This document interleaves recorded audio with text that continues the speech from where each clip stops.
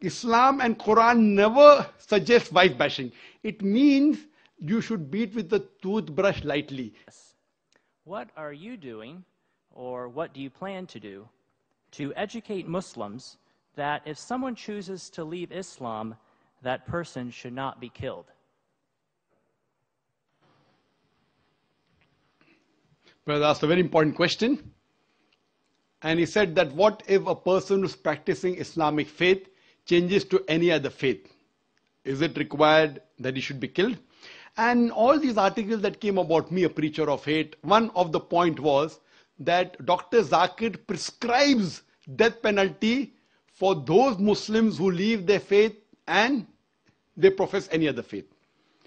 Again, these reports were out of context. They took up a portion of my speech where I said that many scholars say that a Muslim who leaves this faith and professes any other religion, death penalty is the punishment. But I went on to further say that death penalty is not a standard punishment for any Muslim who leaves this faith and professes any other religion.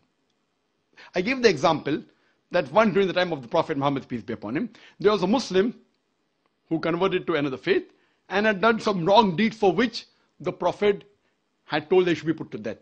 But later on, when Hazrat Usman, may Allah be pleased with him, he approached the Prophet and said that the man should be forgiven. The Prophet pardoned him. This incident proves that death penalty is not the standard rule for any Muslim who changes his faith. If he does some act which requires to be punished by death, depending upon the act he has done. But according to Islam and according to Prophet Muhammad, peace be upon him, according to me, death penalty is not the standard rule for any Muslim who changes his faith and professes any other religion. And that's what I've told in my talks. जी doctor साहब एक और सवाल जो पूछा गया है आपसे वो ये है कि कोई शख्स इस्लामी रियासत में रहता है, काफिर है, अपना मजहब इख्तियार करता है और जाहिर है कि मजहब में कहा गया कि जबर नहीं है, रिलीजन में बाय फोर्स इसको आप नहीं कर सकते इम्प्लीमेंट। एक शख्स फैसला करता है कि मैं किसी दूसरे मजहब में चला जाऊं, मैं ईसाई हो जाऊं, यहूदी हो जाऊं, जबर तो नहीं है, लेकिन मुर्तद की सजा मौत है। क्यों? अगर उसको कोई दूसरा रिलीजन अपील करे और वो उसे इख्तियार कर ले या वापस चला जाए, मुसलमान हुआ लेकिन कुछ दिनों बाद उसे एहसास हुआ कि नहीं मुझे वापस, सजा मौत क्यों है मजहब में? अगर कोई मुसलमान गैर मुसलमान बनता है तो इसकी अगर वो प्रोपोगेट करता है अपना रिलीजन, नया religion, it is as good as treason, तो इस्लाम के अंदर सजाए मौत है। But unfortunately what they do, they pick up a portion of my speech from the YouTube and they show it to the Home Secretary and the Home Secretary believes it. What you have to see is in context. I have to give one more example I'd like to give. That the moment I was banned in UK, I was supposed to travel to Toronto, Canada. Immediately when the ban was effected, even my visa for Canada was cancelled. They also had a 5-year visa. And I heard on the Toronto news, it says, here this preacher of the preacher of hate. Hear what he says. And then they show my clipping. That when you beat your wife, don't beat on the face, point number 1. When you beat, you should not leave a mark on the body. Finish.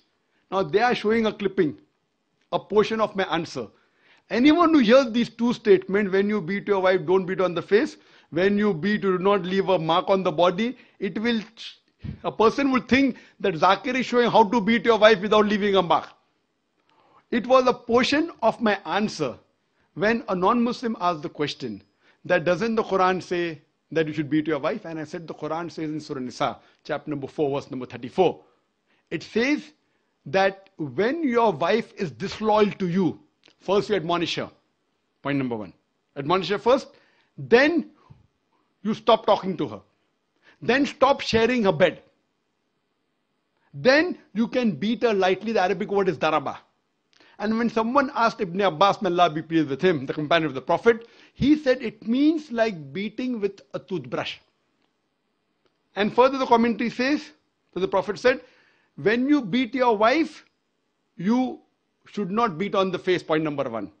Beat her in such a way that there's no mark left on the body. So this part was shown, and I continued. Islam and Quran never suggest wife bashing. It means you should beat with the toothbrush lightly. In modern terminology, I said beating with a handkerchief.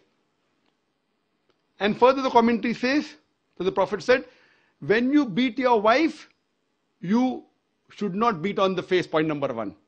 Beat her in such a way that there's no mark left on the body. So this part was shown, and I continued. Islam and Quran never suggest wife bashing.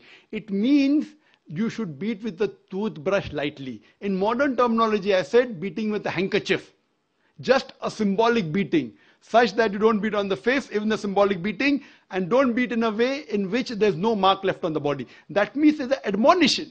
It's just a symbolic beating. So they cut off all the portion and show only 2 sentences of mine, and they promote that Zakir is a person who's against women.